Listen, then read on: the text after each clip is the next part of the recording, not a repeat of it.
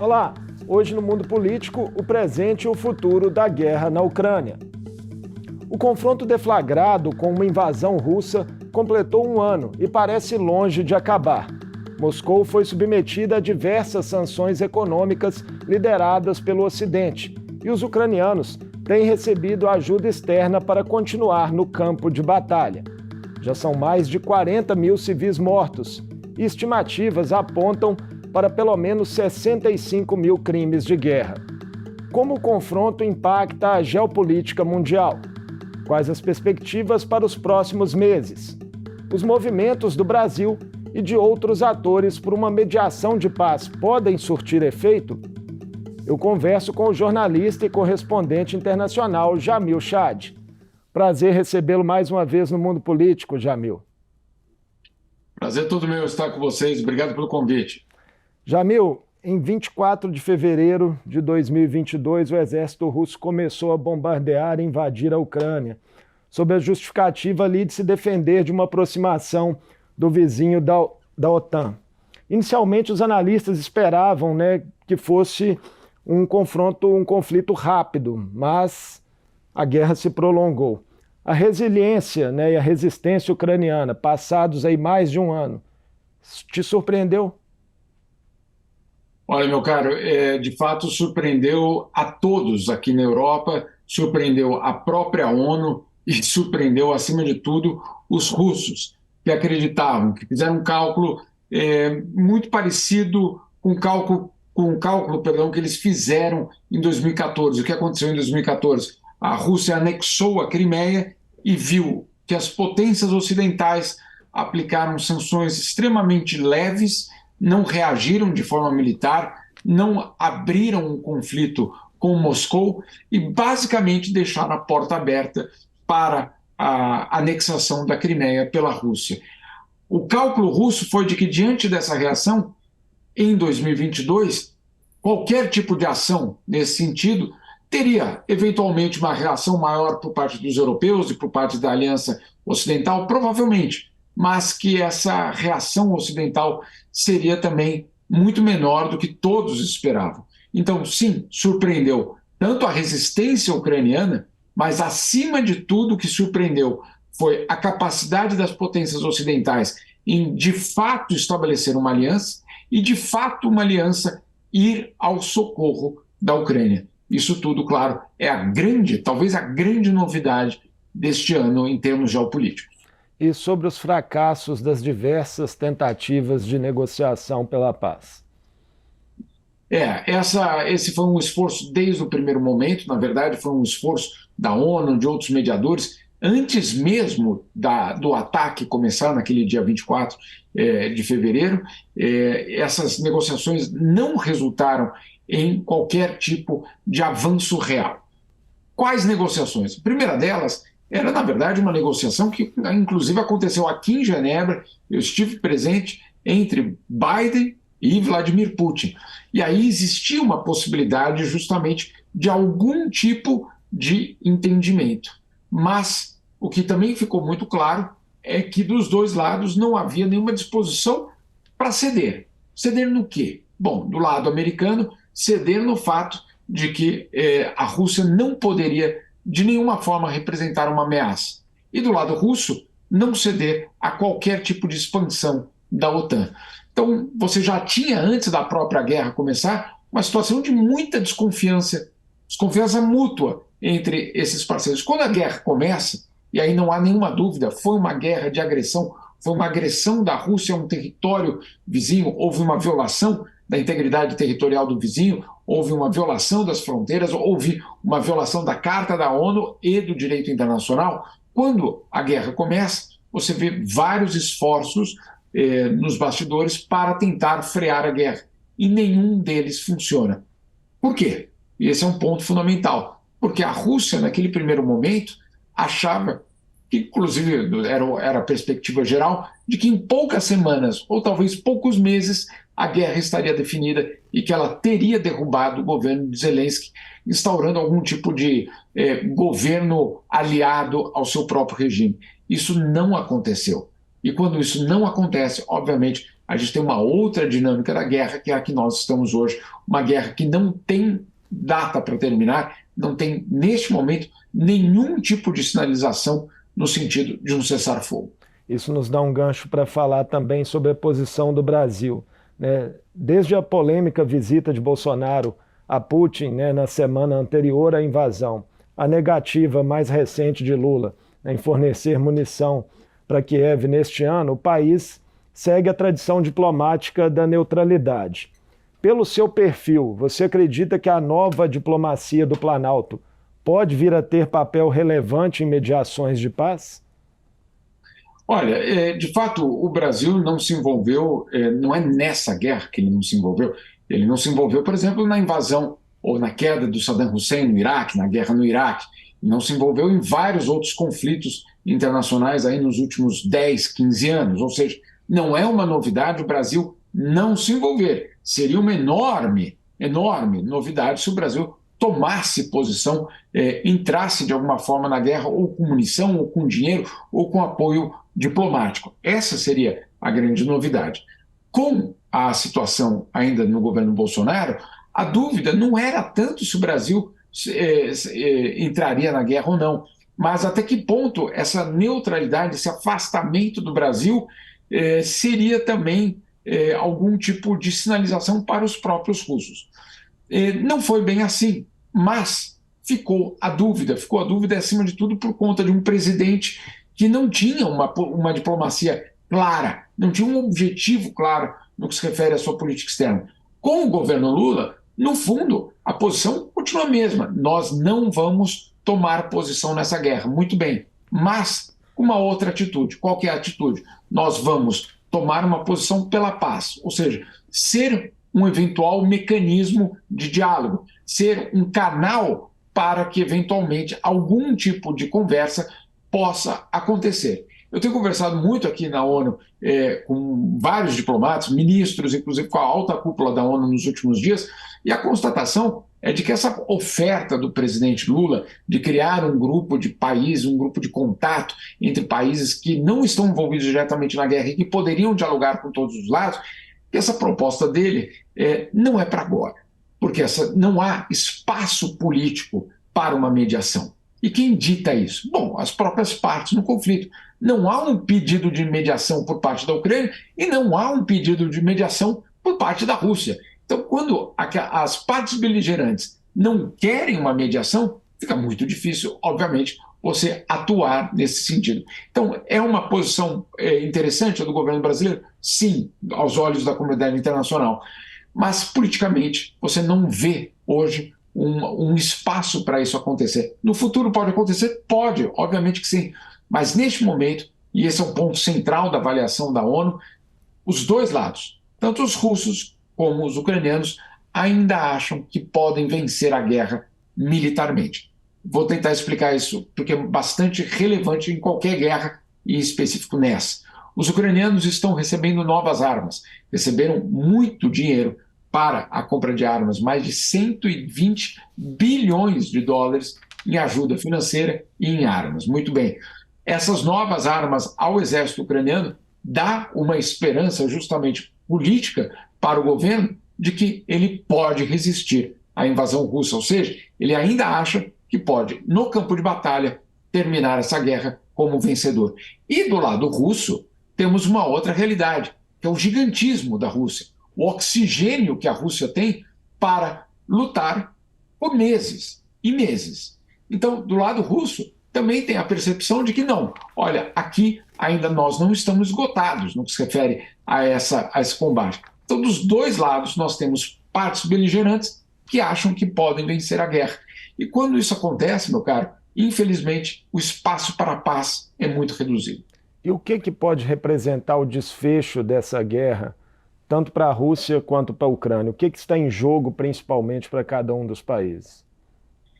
Essa é a questão mais fundamental. Essa, inclusive, o Vladimir Putin, o presidente russo, chega a dizer que é uma guerra existencial para a Rússia, porque se ela, de fato, perde ou se vê ameaçada por um país na sua fronteira e que esse país eventualmente faça parte da OTAN, ela vai estar permanentemente colocada de uma situação de ameaça. Isso, óbvio, não justifica a guerra. Isso, óbvio, não justifica uma invasão. Isso, obviamente, não justifica os crimes de guerra e as mortes entre civis que estão acontecendo, muitas e muitas delas cometidas pela Rússia. Agora, o fato é que esse elemento existe, ou seja, de alguma forma, a comunidade internacional, para lidar com essa guerra, vai ter de lidar com essa questão russa. Qual é a questão? A de se sentir ameaçada, a de achar que está sendo cercada pela OTAN. Então, de alguma forma, isso vai ter de ser lidado. Para você ter uma ideia, há poucos meses, esse foi um outro projeto de paz fracassado, a ONU colocou sobre a mesa um plano que tinha 3 pontos. O primeiro deles era de que a Crimeia não seria devolvida para a Ucrânia. Lembre que a Crimeia foi anexada em 2014. Mas tampouco haveria um reconhecimento internacional de que aquilo era um território russo, ou seja, um congelamento daquela situação. Ok, a Crimeia está sob domínio russo, mas não vai haver um reconhecimento internacional. Primeiro ponto do plano de paz. Segundo ponto do plano de paz era de que, claro, a região do Donbás e a região ocupada pela Rússia voltaria para as mãos da Ucrânia, mas ganharia muita autonomia, quase como se fosse um Estado não independente, mas autônomo, dentro da Ucrânia, mas com muita autonomia. Ponto número 2. E o ponto número 3 é que a Ucrânia passaria a ser um país neutro, mas armado. O que quer dizer isso? A Ucrânia não faria parte da OTAN, mas teria direito a ter o seu próprio exército. Esse era o plano que a ONU tentou intermediar, colocar, e que não foi aceito nem pelos russos e nem pelos ucranianos. Por que razões do ponto de vista ucraniano? Olha, em primeiro lugar, por conta de dar muita autonomia para o Donbás, de abrir mão da Crimeia e abrir mão de uma eventual aliança com a OTAN. Né? Você é um país soberano, ou você é soberano ou você não é soberano. Não há semi-soberania.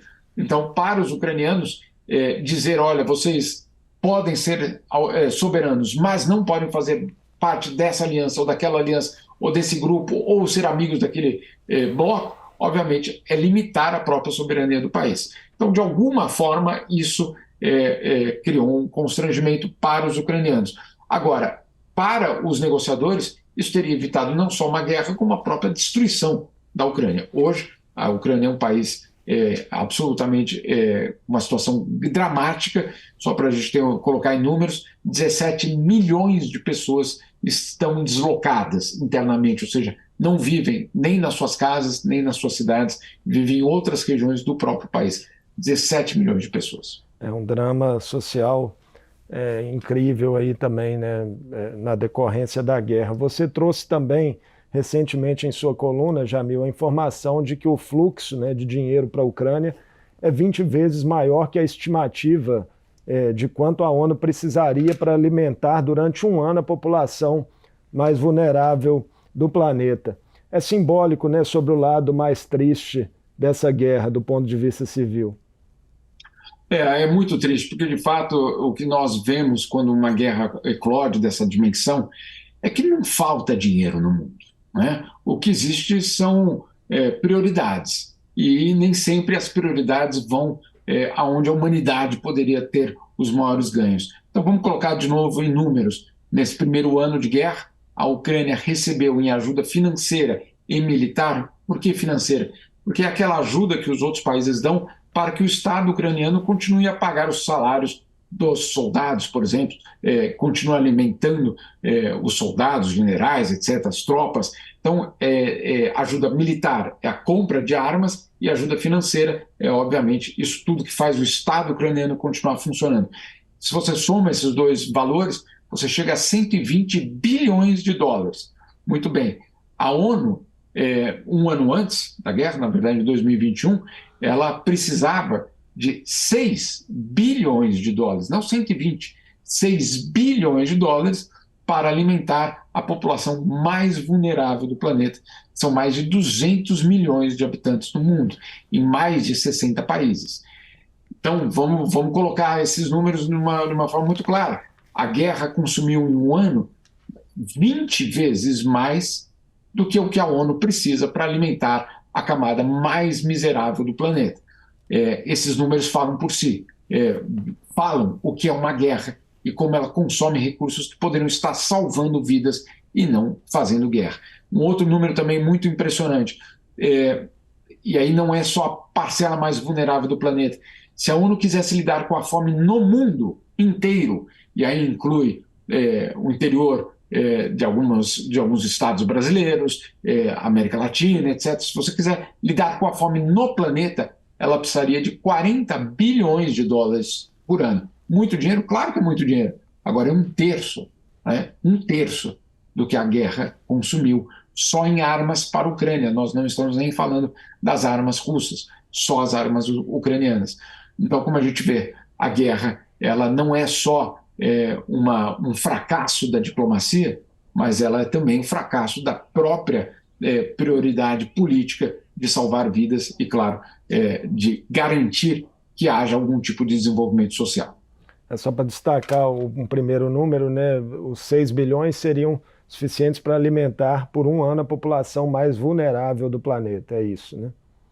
Exatamente. É aquele grupo que se você não conseguir chegar com o alimento naquele dia, no dia seguinte você não tem certeza que ele vai estar ali, ainda vivo, para ser socorrido. Então, é de fato a camada mais miserável do planeta que vive crise humanitária.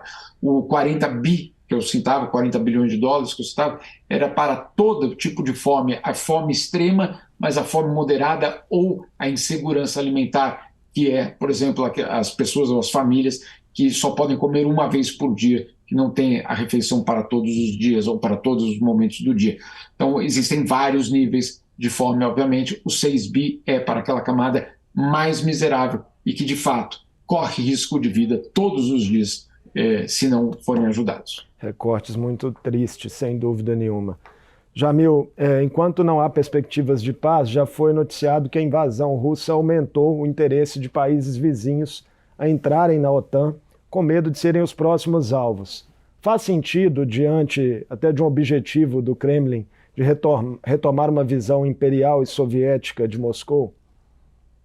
Olha, se você é vizinho de um país que acabou de invadir um outro país e que, de fato, vai buscar formas, não é a primeira vez, né? A gente está falando da Ucrânia, mas já tivemos casos na Ossétia do Sul, Geórgia, em outras regiões também ali muito próximas dessas fronteiras. É natural que você, sendo um vizinho desse país que tem tido esse comportamento, busque algum tipo de segurança. Alguns buscam a neutralidade como segurança, outros buscam uma aliança como segurança. Aí vai, obviamente, depender do país. A verdade é que essa invasão russa, se tinha como objetivo frear a expansão da OTAN, ela está gerando justamente o efeito contrário. Aqueles países que não faziam parte da OTAN e apostavam na neutralidade como arma, como escudo, estão descobrindo que, eventualmente, essa neutralidade os torna extremamente vulneráveis e que, portanto, a única, vamos dizer assim, saída seria, de fato, fazer parte de uma aliança como a OTAN. Ao mesmo tempo, não há como a gente passar por cima dessa parte da história para entender que é o fato de que, quando termina a Guerra Fria, quando, no começo dos anos 90, existe quase um entendimento entre os blocos, há também um entendimento de que a OTAN não faria expansões, que ela ficaria naquele tamanho que ela tinha ao final da ao final da Guerra Fria. E o que nós vimos nos anos 90 e na década seguinte foi uma expansão da OTAN para novos membros. Portanto, do lado da OTAN, tampouco houve, vamos dizer assim, não cumpriram a palavra de não expandir. Mas eu insisto, isso não quer dizer que a agressão feita pela Rússia tem alguma justificativa, de forma alguma.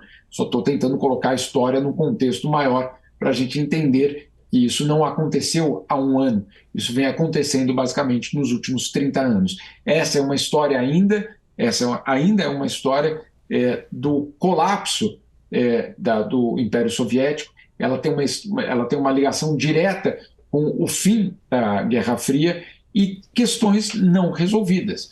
Essas questões não resolvidas, elas eventualmente voltam com muita força. e é isso que está acontecendo neste momento. No atual contexto, países ocidentais se uniram, né, para condenar a invasão e a Rússia foi submetida a uma série de sanções econômicas, talvez num nível aí nunca visto. Como dimensionar, Jamil, o impacto global da guerra para o aumento dessa tensão entre Ocidente e Oriente? Essa pode ser uma guerra definidora dessa relação. E ela pode ser uma guerra que, se sair do controle, ela obviamente criaria um racha muito profundo na comunidade internacional. Existe uma consciência muito clara aqui na ONU de que nós vivemos um momento de extremo risco. Extremo risco. Não é um exagero colocado dessa forma. Eu estava outro dia numa das reuniões com a alta cúpula da ONU e falavam abertamente que 2023 seria um ano dramático. Essa foi a palavra utilizada, dramático. Dramático tanto em termos de segurança internacional como a repercussão para a economia. Ou seja, nós estamos aí num momento definidor da geopolítica internacional. O que está em jogo não é só o território da Ucrânia, é a própria relação entre o Ocidente e esse bloco, se nós quisermos colocar como asiático, ou pelo menos um bloco que não faz parte do Ocidente. Também é importante a gente deixar muito claro aqui que essa aliança do Ocidente, ela é uma aliança de uma parte do Ocidente, basicamente da União Europeia com Estados Unidos, Canadá e alguns outros poucos países, e que nós temos ainda no contexto internacional, ainda 90% dos países no mundo, 90% dos países do mundo que não aplicam sanções contra a Rússia, entre eles o Brasil. A ampliação de uma disputa entre Estados Unidos e China é também um efeito colateral que essa guerra vem trazendo? Certamente, certamente. A China sabe disso, inclusive, e sabe que o que está em jogo ali também envolve ela diretamente. Agora, a China tenta se posicionar de uma forma, eu diria, não neutra, porque ela obviamente tem um interesse claríssimo nessa guerra, mas ela tenta pelo menos manter o diálogo. Ela apresentou um plano, não diria um plano de paz, mas um plano, pelo menos um caminho para o diálogo.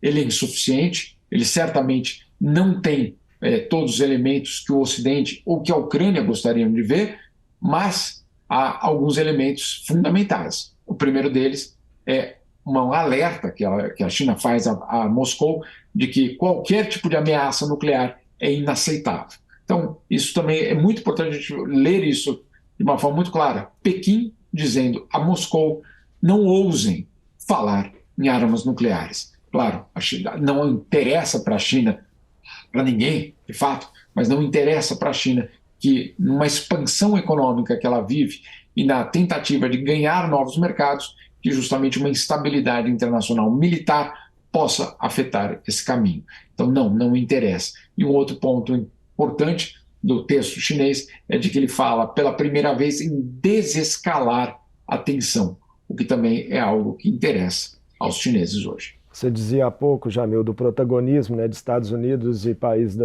União Europeia nessa reação à Rússia. Qual tem sido a percepção da sociedade e das lideranças políticas, tanto na Europa quanto nos Estados Unidos, diante, né, dos impactos da guerra nas duas partes do mundo? Já é possível perceber mudanças de humores da população? Certamente. E em alguns lugares, como aqui na Europa, onde a população há décadas não conhecia qualquer tipo de, vamos dizer assim, esforço de guerra, ou esforço econômico mais dramático. E nós tivemos, nesse inverno aqui europeu, governos que tiveram de ir às suas populações pedindo para gastar menos água, gastar menos energia, gastar menos gás para aquecer as casas, pedindo para que as casas estejam aquecidas numa temperatura inferior vamos dizer assim, à média dos últimos facilmente 20, 30 anos. Ou seja, houve uma adaptação, ou pelo menos houve um pedido pela adaptação. A inflação, que era algo que não existia em muitos desses países, passou a ser algo que a população local teve de conviver. Isso foi absolutamente novo. Tão novo que parte da elite política desses países, inclusive aqui na União Europeia, aqui na Suíça, mas também ao lado aqui na União Europeia, todos apontando na mesma direção. Calma aí, será que essas sanções contra a Rússia estão afetando mais a Rússia ou a nós mesmos? Então esse debate começou e ele é muito intenso. Jamil, vamos encerrar nossa entrevista tentando fazer um prognóstico aí dos próximos meses. Na última semana, a Assembleia Geral da ONU aprovou uma resolução pela retirada de tropas russas da Ucrânia, incluindo um trecho proposto pelo Brasil para que cessem as hostilidades entre os dois países. Mas como você já pontuou, né, aqui na nossa conversa, todos esses esforços têm sido em vão. O que você acredita que pode acontecer? A ONU ainda pode conseguir algum avanço concreto no horizonte mais curto de tempo, ou a tendência é mesmo de um acirramento de tensões ali no leste europeu? Olha, há muitas expectativas aqui de que vai piorar antes de melhorar. Ou seja, nós vamos ter em algum momento, e muitos acreditam que seja logo, algum tipo de nova ofensiva militar por parte dos russos ou por parte dos ucranianos para retomar áreas ainda controladas pelos russos antes que uma negociação de paz possa ser iniciada. Isso, como eu expliquei, por conta dos dois lados ainda acreditarem que podem vencer militarmente. Passada essa etapa dessa nova ofensiva militar, e dependendo do resultado que acontecer, aí sim a gente pode eventualmente falar numa retomada do processo de diálogo. Mas enquanto isso não acontecer, enquanto esse momento não chegar, o risco ainda é extremamente elevado. E esse risco, obviamente, ele transborda para a economia, porque, claro, as multinacionais não vão investir enquanto não souberem exatamente que rumo vai tomar a economia mundial. As economias não vão gerar planos de crescimento, de expansão, etc., enquanto não souberem quanto que vai ser gasto do orçamento público desses governos para ir ao socorro da Ucrânia ou de outros países. Então você vê que esse impasse no campo de batalha, ele tem sim uma tradução quase imediata para a economia e para as sociedades que aparentemente não tem nenhuma relação com a Ucrânia, mas sim tem, porque essa guerra ela é obviamente no território ucraniano, mas ela tem um impacto global. Isso que nós estamos descobrindo, que mesmo uma guerra regional ou localizada, ela tem um impacto global quando ela envolve grandes potências e, de fato, uma situação de segurança internacional extremamente delicada. Portanto, esse é talvez o cenário mais realista, a de que vai piorar antes de melhorar. Isso inclui também um prognóstico negativo aí para o Brasil, pensando na atração de investimentos internacionais? Para o mundo inteiro, mas inclusive, eu diria, para os países emergentes. Países emergentes que precisam de investimentos estrangeiros para catapultar as suas economias, para justamente poder atrair capital e gerar não só postos de trabalho, mas também próprio desenvolvimento. Então, sim, esse é um cenário que não favorece a ninguém e não favorece o Brasil. Várias instituições internacionais, FMI, Banco Mundial, a OMC, a própria ONU, estimam que 2023 será um ano de um crescimento da economia mundial extremamente frágil. Jamil, muitíssimo obrigado por mais uma vez gentilmente atender a TV Assembleia. A gente sabe da sua rotina corrida aí como correspondente internacional. Para nós é uma honra recebê-lo. Eu que agradeço, meu caro. Pode contar sempre comigo. Grande abraço. Eu conversei com o jornalista e correspondente internacional Jamil Chad. Falamos sobre os impactos geopolíticos e humanitários da guerra entre Rússia e Ucrânia, que completou um ano, ainda sem sinalizações claras para um cessar-fogo. Também do posicionamento do Brasil e do que pode vir pela frente no confronto nos próximos meses. O Mundo Político fica por aqui. Obrigado por nos acompanhar e até o próximo programa.